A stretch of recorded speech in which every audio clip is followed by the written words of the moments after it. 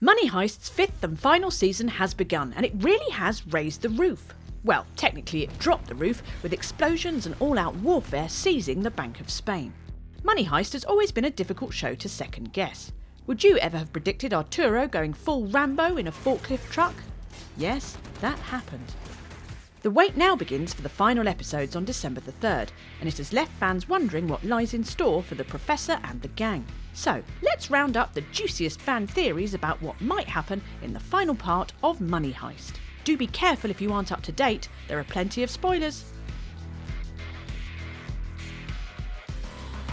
The first half of Part 5 ended with a massive shock, as a wounded Tokyo made a brave last stand against the Special Forces and sacrificed herself to give bald Terminator Gandia an explosive farewell.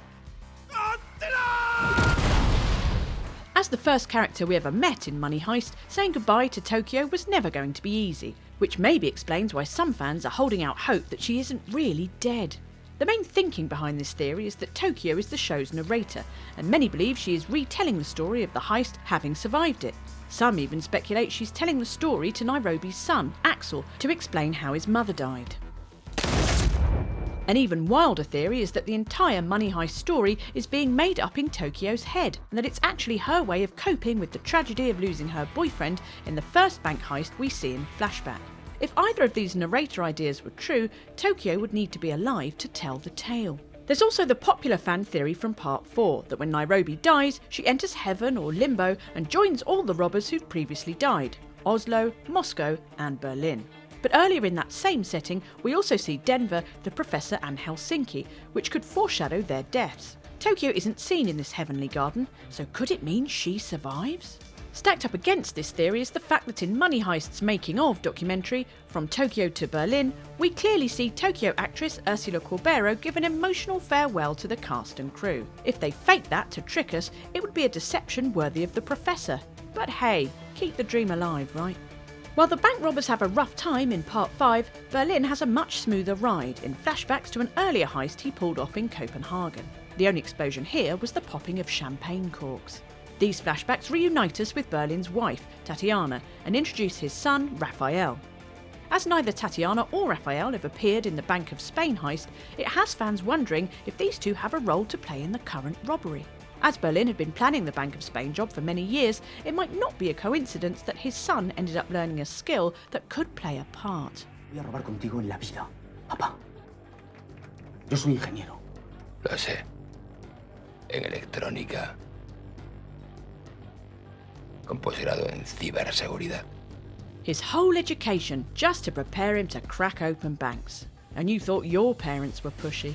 Another theory is that Raphael is destined to team up with Tatiana, potentially having an affair with his dad's new wife.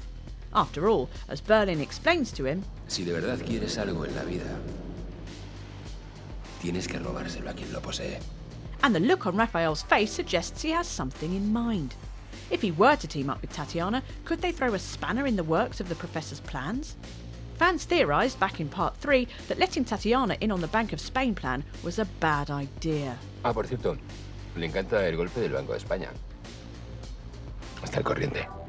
Could she sweep in with Raphael to take the prize at the last moment? Time will tell. However, there's another theory which could take Money Heist in a very different direction. Some fans think Raphael is actually the Professor's son. With his glasses and slightly awkward social skills, he certainly has more in common with the brainy mastermind than suave Berlin. This would also provide an answer to one of the biggest mysteries of Part 5. When Alicia Sierra is interrogating the captured Professor in his lair, she accuses him of lying to his brother Berlin. Solamente estoy intentando esclarecer los hechos y contar la verdad. Pero qué verdad, se lleva desde el principio así. Usted no le dijo la verdad ni a su hermano, pedazo de cabrón. What truth is she referring to?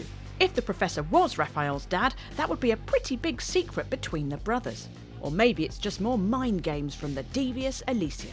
Speaking of Alicia, the interrogator we love to hate has lots of fans guessing about whether she can be trusted going forwards. You'd think that the Professor helping her during a traumatic birth would bond them for life, but careful viewers don't believe she's on Team Heist. For starters, she was clearly seen hiding a pair of pliers up her sleeve. Now, she could just be planning to help Marseille put together that crib, but fans think she's planning to cut the Professor's communication with the bank. Eagle-eyed viewers also point out a moment during the birth where Alicia is clearly seen reading the Professor's documents as she searches for equipment. Could it be that she has figured out the Professor's plan and is working to double-cross him? If Alicia can't trust the robbers or her former friends with the police, she might try taking the gold for herself. One thing's for sure, never underestimate Alicia Sierra, as she warns the Professor herself. Que no hay grandes batallas sin grandes contrincantes. Alicia has good reason to be puzzled by the Professor's plan. One of the great mysteries of the Bank of Spain heist is exactly how the gang plan to pull off their audacious robbery. We know for sure that Bogota has his smelting crew turning the bank's gold reserves into tiny pellets, but that still leaves them with thousands of balls to transport. Well, some fans think the Professor has already explained the plan and that he wasn't lying to Sierra when he told her, Lo estamos convirtiendo en granalla. En pepitas de 2 milímetros para sacarlo. it would be bold to tell your enemy your scheme, but he could be relying on Sierra not believing him. Which, conveniently, she doesn't. ¿Tú te has creído que yo soy gilipollas, a que sí?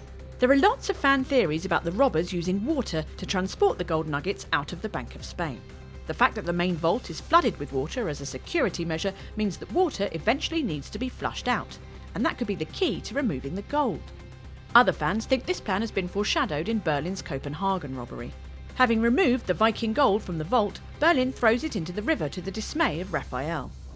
But it was all part of Berlin's master plan, as his crew later collect the gold from the water at a safer time.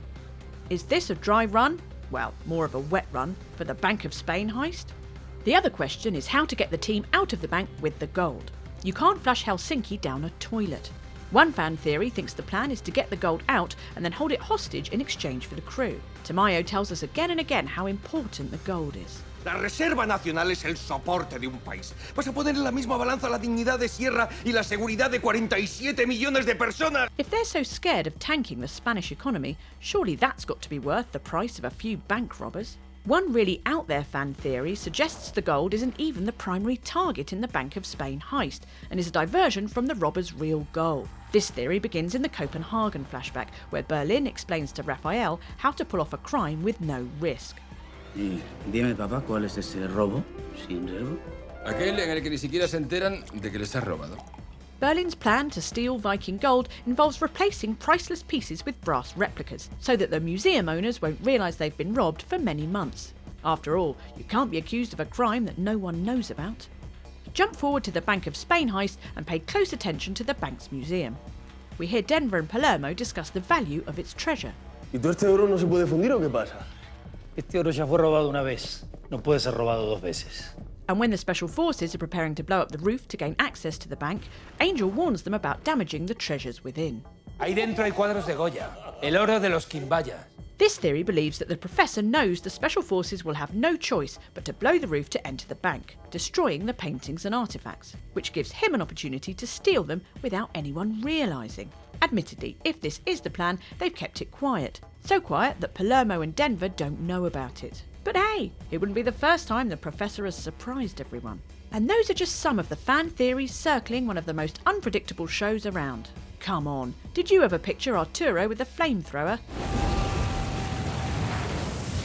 Thought not. With only a few months to go before the second half of Part 5 drops, we've not long to wait. But why not help that time go faster by sharing your own money heist theories in the comments below and subscribing to Still Watching Netflix for more features about your favourite movies and shows.